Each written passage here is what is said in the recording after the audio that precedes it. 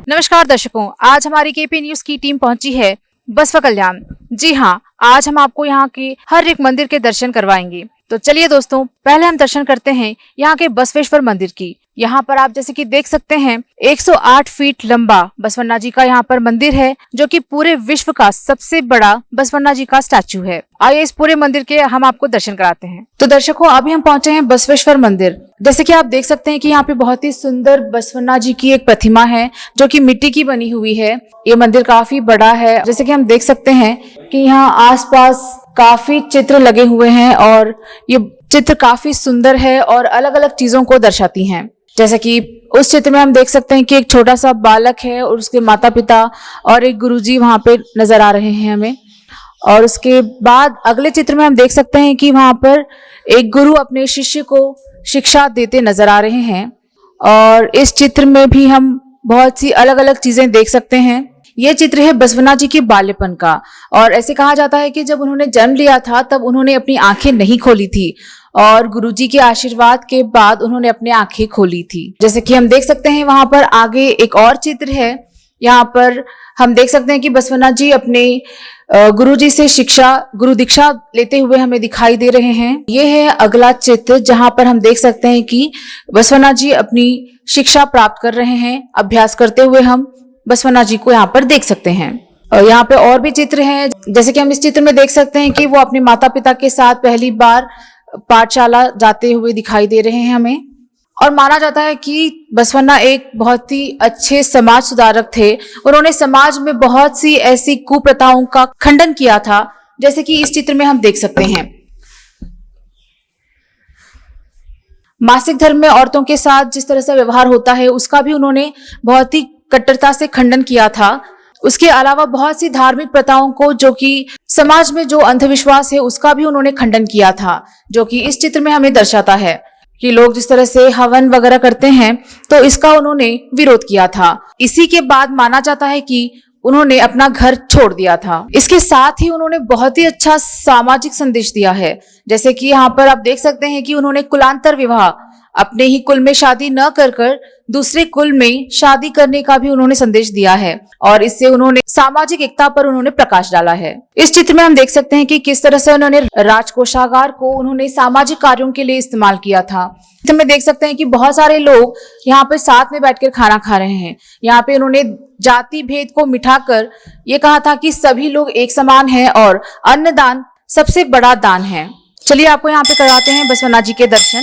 जैसे कि हम देख सकते हैं यहाँ के मंदिर में यहाँ पे बहुत ही सुंदर, अद्भुत और बहुत ही बड़ी प्रतिमा यहाँ पे स्थापित की गई है।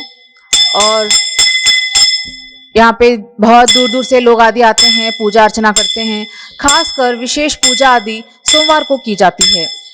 शिव जी के वाहन नंदी, तो शिव जी की बसवन्ना और उनका परिवार बहुत ही अच्छे से शिव जी की पूजा करते थे।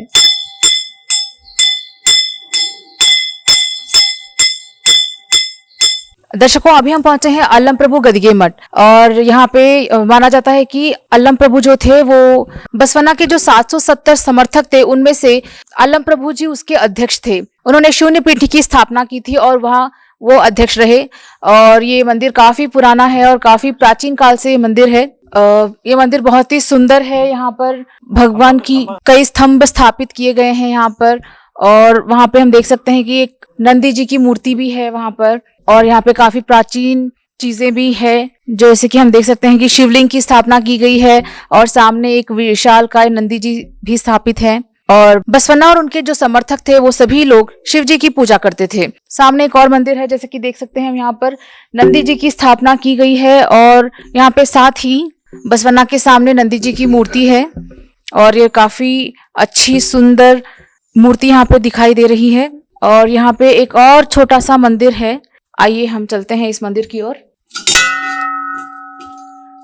यहाँ पे अंदर बसवन्ना जी की मूर्ति है और साथ ही नाग देवता की मूर्ति भी स्थापित की गई है। हम जैसे कि देख सकते हैं कि पीछे शेषनाग स्थापित किए गए हैं और बाजू में एक शंख और चरण पादुका भी यहाँ पर रखी हुई है। अब जैसे कि मेरी दाई और यहाँ पर अल्लम प्रभु जी का एक अच्छा सा विग्रह हम यहाँ पे देख सकते हैं। जी हाँ, ये है अल्लम प्रभु जी की मूर्ति जो कि यहाँ पर स्थापित की गई है। शून्य सिंहासन चक्रवर्ती अल्लम प्रभु सिद्धराम से इस पीठ के मठ को आए थे। शिवमोगा जिला बेलगावी से आते समय कल्याण सभी को आह्वान देकर 100 से अधिक जन मिलकर पूजा करने वाला भक्ति आध्यात्मिक स्थान है। आज भी यहाँ अनुष्ठान पूजा होती है। फल फूलों पत्तों से सजा यह पवित्र मठ है। प्रत्येक गुड़ पाड़वा को यहाँ मेला होता है। साधकों का समावेश होता है। तो दर्शकों, अभी हम पहुंचे हैं मड़ीवाड़ माचीदेव के मंदिर। जैसे कि हम देख सकते हैं कि काफी अच्छी और बड़ी सी सुंदर सी मंदिर है ये। अभी आइए चलते हैं अंदर। घने पेड़ और झीलों के बीचों बीच स्थित ये मंदिर बहुत ही सुंदर और अद्भुत है। हम देख सकते हैं यहाँ पे बहुत सारी शिलाएं स्थापित की गई हैं और पत्थर से शिलाओं से बना हुआ ये बहुत ही पुराना और प्राचीन मंदिर बहुत ही अद्भुत है।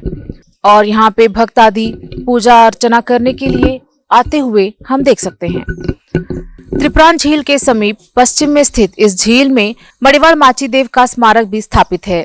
और जैसे कि हम यहाँ पे देख सकते हैं, इसके सामने ही शिवलिंग और नंदी जी की स्थापना की गई है। और यहाँ पे हम देख सकते हैं कि बहुत ही अच्छा वातावरण है और काफी पेड़ यहाँ पर हैं और बहुत ही शांत वातावरण यहाँ पर है। हम जैसे कि सामने देख सकते हैं कि बहुत ही विशालकाय शिवलिंग की स्थापना की गई है मंदिर में। और यहाँ पे एक साथ 2 शिवलिंग स्थापित किए गए हैं। और पीछे ही मड़ीवाड़ माचीदेव का एक बहुत ही अच्छा चित्र है। आप देख सकते हैं कि इसके ठीक सामने नंदी जी की स्थापना भी की गई है। और जैसे कि हम जानते हैं कि शिव जी के परम भक्त है नंदी जी और उनका वाहन भी है। तो जहाँ जहाँ शिव जी होते हैं वहाँ वहाँ नंदी जी भी मौजूद रहते हैं। केवल शरणों की कपड़े धोने वाले भक्ति अद्वितीय है। और आधिकारिक तौर पर बसवन्ना ने घोषणा की थी कि ना ये राजा का दास है और ना ही गांव का धोबी। और उन्होंने कहा था कि इस परम भक्त की भक्ति अद्वितीय और अद्भुत है, इसीलिए इन्हें एक विशेष भक्त के तौर पर पूजा जाता है। बसव कल्याण के हर एक मंदिर की एक अलग ही बात है। यहाँ हर एक मंदिर एक अपनी अपनी विशेषता दर्शाता है। आज हमने जैसे कि देखा कि ये जो मंदिर है ये एक अलग ही विशेष बात हमें बताती है कि किस तरह से एक साधारण व्यक्ति को असाधारण भक्त करके बसवन्ना जी ने घोषित किया था। अभी हम पहुंचे हैं बसवेश्वर महामने। इसे अरविना मने भी कहा जाता है और इसे बसवन्ना का ज्ञान का घर भी कहा जाता है। कन्नड़ा में अरविना मने इसका मतलब होता है ज्ञान का सागर। बहुत सारे संत साधु शरणार्थी यहाँ पर ज्ञान प्राप्ति के लिए आया करते थे। यहाँ पर बसवन्ना के आशीर्वाद और उनसे ज्ञान प्राप्ति के लिए कई सारे शरण यहाँ पर दूर दूर से चले आते थे। कई वर्षों तक बसवन्ना जी ने यहाँ पर तपस्या की और बहुत सारे ग्रंथ उन्होंने यहीं पर बैठ के लिखे थे, इसीलिए इसको ज्ञान का सागर भी कहा जाता है। तो चलिए हम चलते हैं अंदर और दर्शन करते हैं इस महामने का। ऐसा माना जाता है कि ये वही स्थान है जहाँ पर बसवन्ना जी तपस्या आदि किया करते थे। तो जैसे कि हम देख सकते हैं यहाँ पे बसवन्ना जी की एक और विशाल प्रतिमा यहाँ पे स्थापित है और यहीं पर बैठकर वो बहुत सारे ग्रंथ कविताएं आदि अपनी भाषा में लिखा करते थे, जो कि विश्व प्रसिद्ध है। और उन्हीं में से एक है कायकवे कैलासा। ये वह स्थान है जहाँ श्री बसवन्ना जी पूजा आदि करते थे और यही वह स्थान है जहाँ पे वो निवास करते थे। तो हम देख सकते हैं यहाँ पे एक बहुत ही सुंदर प्रतिमा उनकी स्थापित की गई है। और ऐसा भी कहा जाता है कि 1,96,000 जंगम यहाँ पे रहते थे उनके साथ और रोज यहाँ पे इतने सारे लोगों के लिए दासों हुआ करता था। जी हाँ, यानी कि 1,96,000 लोगों का हर रोज यहाँ दासों हुआ करता था। और ये भी कहा जाता है कि यहाँ के राजा के पास एक तांबे की लिपि मिली थी जिसे पढ़ने में कोई भी सक्षम नहीं था, लेकिन उसको बसवन्ना जी ने पढ़ा था और उसके बाद से पता चला था कि राजा के दरबार में 46 करोड़ का खजाना है। जब उस खजाने को निकाला गया तो राजा ने खुश होकर वो सारा खजाना बसवन्ना जी को दिया, लेकिन उन्होंने इससे इनकार कर जो भी खजाना इन्हें मिला वो सब उन्होंने धार्मिक और सामाजिक कार्यों के लिए उपयोग किया। उन्होंने मुख्य तौर पर जंगम लोगों के उद्धार, उनके कल्याण के लिए बहुत सारा काम किया। यहाँ उनके साथ उनकी पत्नी गंगांबिका और नीलांबिका भी रहती थी और वे भी उनके साथ उनके ग्रंथ लिखने में मदद करती थी। यह न केवल एक गुफा है बल्कि गुफाओं का एक परिसर है, बसवन्ना का पवित्र वासस्थान, इसलिए इसे चेतना का घर भी कहा जाता है। इसके अंदर बसवन्ना जी की एक प्रतिमा स्थापित की गई है। जल नवी सुरंग आदि इसके आसपास की गुफाएं हैं। इस पवित्र स्थान पर नीलांबिका गंगांबिका ने लिंग के साथ शिव योग किया था। बसव कल्याण महाभक्त बसवन्ना जी का कायकदासह तत्व जन्मभूमि व कर्मभूमि है। आज बसवन्ना विश्व गुरु से प्रसिद्ध हैं। अभी हम पहुंचे हैं अक्का नागम्मा घवी को। ये है यहाँ का दूसरा सबसे बड़ा गुफा। यहाँ पर अक्का नागम्मा वास करती थी और ये बसवन्ना जी की बड़ी बहन थी। और यहाँ पर अक्का नागम्मा की प्रतिमा स्थापित की गई है और वो तपस्या करती हुई यहाँ पे उनकी एक विशालकाय मूर्ति हमें दिखाई दे रही है। और अक्का नागम्मा बसवेश्वरा की बड़ी बहन थी और वो काफी आध्यात्मिक और धार्मिक महिला थी और वो यहाँ पर तपस्या अधिक किया करती थी। और इसके अलावा यहाँ पे बहुत ही दूसरे गुफाएं भी है। उनमें से एक और गुफा है चन्नबसवना गवी, यानी कि चन्नबसवा बसवेश्वरा के पुत्र थे और उनकी भी गुफा यहाँ पर स्थित है। जैसे कि हम देख सकते हैं यहाँ पे बहुत सारी गुफाएं हैं और उनमें से ये दूसरा सबसे बड़ा गुफा है अक्का नागम्मा का। जैसे कि आप इस गुफा को देख सकते हैं, यहाँ पे बहुत सारे चिमगादड़ मौजूद हैं। यहाँ अयान और उनके गुरु की भी समाधि मौजूद है। इस गुफा में बसवन्ना जी की एक मूर्ति और एक सुंदर सा चित्र स्थापित किया गया है और यहाँ पर रोज पूजा आदि की जाती है। और ये गुफा काफी अंदर और काफी विशाल है। हम अभी यहाँ पर आए हैं तो काफी ठंडा है यहाँ का माहौल और ये पूरा मिट्टी का बना हुआ है और ये पूरे अंडरग्राउंड में है तो बहुत ही अच्छा लग रहा है यहाँ पर। ये जो आप देख रहे हैं ये यहाँ का दूसरा सबसे बड़ा लगभग 100 फीट लंबा गुफा है। इसे दासो घर भी कहा जाता था। अक्का नागम्मा बसवन्ना की बहन और महान साध्वी स्त्री थी। यह आकर्षक, विशाल, शांतिपूर्ण महिला आध्यात्मिक भूमि है। यह योग का प्रांगण और साक्षात शिव योगिनी अवतार है अक्का नागम्मा। यह गुफा त्रिपुरान झील के पास है। इस गुफा के आसपास अन्य शरणों की कई गुफाएं हैं। अंबिगर चौड़ैया शरणों को नाव के द्वारा एक गुफा से दूसरी गुफा तक ले जाते थे। यह उनका पवित्र कायक था। नुलिया चंडैया जी की गुफा से मणिवाड़ माचीदेव जी की गुफा जाते समय शरण यहाँ पल भर के लिए विश्राम करते थे। वह मुक्त जलमार्ग का विश्राम स्थल था। कहा जाता है कि यहाँ अंबिकार चौड़ैया जी का समाधि है। जो भी शरण यहाँ आते हैं एक दूसरे से कहते थे शरणों का आना अर्थात प्राण चेतना प्राप्त करना। शरण जो कहते थे वैसे ही चलते थे, अर्थात कथनी और करनी में कोई अंतर नहीं था। बसवेश्वर मंदिर में ही एक गुफा है और अभी हम फिलहाल उस गुफा में आए हैं। जैसे कि आप देख सकते हैं कि ये गुफा कितनी बड़ी है और यहाँ मेरी बाई और अक्का देवी जी की मूर्ति स्थापित की गई है और हम देख सकते हैं कि ये गुफा कितनी रहस्यमयी और कितनी बड़ी है। और वैसे ही यहाँ पे आप देख सकते हैं कि काफी लोग यहाँ पर आए हैं। मेरी दाई और चन्नबसवा जी का एक मूर्ति स्थापित किया गया है। चन्नबसवा जो कि बसवन्ना के पुत्र थे। गुफा काफी विशाल है।